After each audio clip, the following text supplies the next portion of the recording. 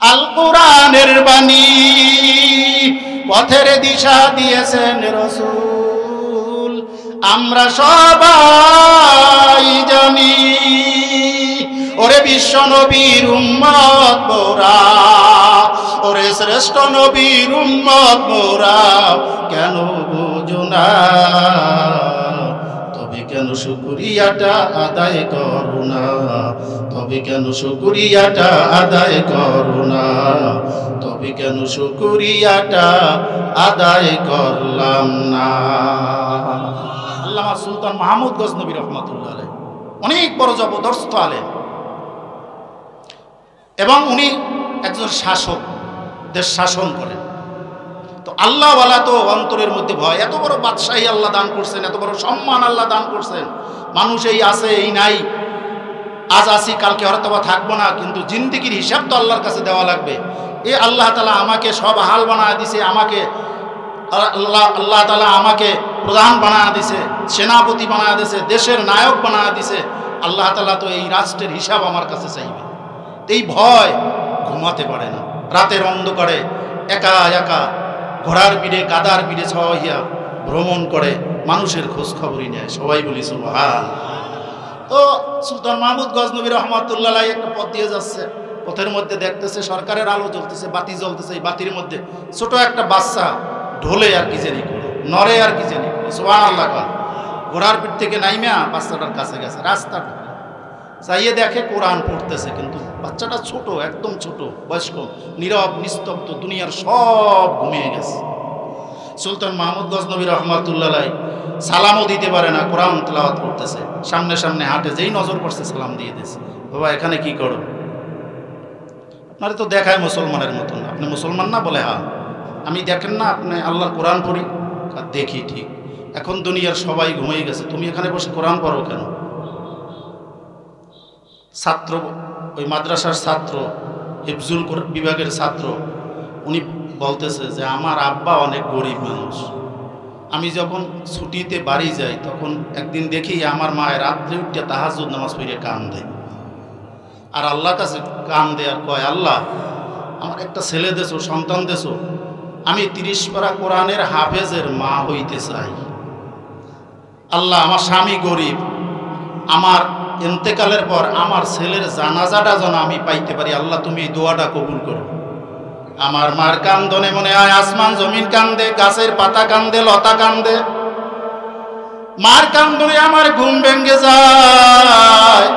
আমি ওই দিন প্রতিজ্ঞা এরাদা করছি, আমার যত কষ্ট হোক আমার মার চোখের পানি বিফলে যেতে দেব না। তা বুঝলাম এখানে বসে পড়ো কেন? ভাই আমার বাবা গরিব মানুষ, আমার মেধা তেমন ভালো না, আমার মাদ্রাসার ছাত্র ভাইদের ছাপা পড়া মুখস্থ হয়ে গেছে, আমার ছাপা মুখস্থ করতে পারি নাই। অতিরিক্ত তেল কিনে পড়বো তাও আমি পারি না, আমার বাবা দিতে পারে না। সুতরাং সবাই যখন ঘুমাইয়া যায় সরকারের আলোতে আইসাও আমি আমার ছাপা মুখস্থ কইরা যাইয়া ঘুমাই। বাদশাহ সুলতান মাহমুদ গজনবী রহমাতুল্লাহ আলাইহি বলে, বাবা বাড়ি যাও, আর কষ্ট করা লাগবে না, সকালবেলা আমার ওই বাদশার দরবারে যাবা। ছেলেটাই তো চেনে না বাদশাকে। সকালবেলা ছেলেটাই বাদশার দরবারে গেছে।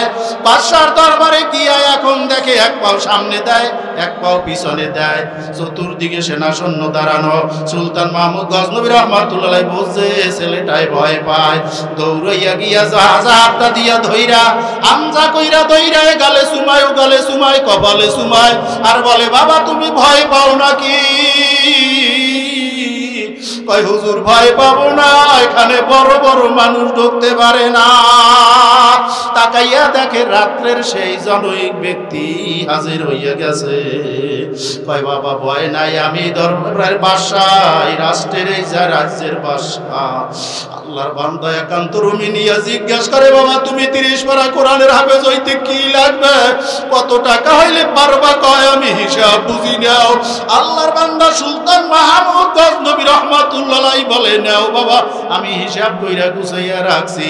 তবে বাচ্চাটা যখন টাকা নিয়ে রওনা দেশে কয়, দাঁড়াও বাবা আমার জন্য 2টা দোয়া করবা। কি দোয়া করব? সুলতান মাহমুদ গজনবী রাহমাতুল্লাহ আলাইহি বলে আমি 12টা বছর তাহাজ্জুদের নামাজ পড়িয়া আল্লাহর দরবারে কান্দি আর বলি আল্লাহ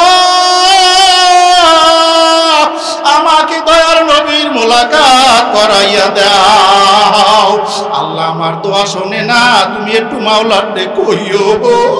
আল্লাহর বান্দা শিশু কান্দে আর কয় এত বড় দোয়া আমার কথা কি শুনবে মাওলায়?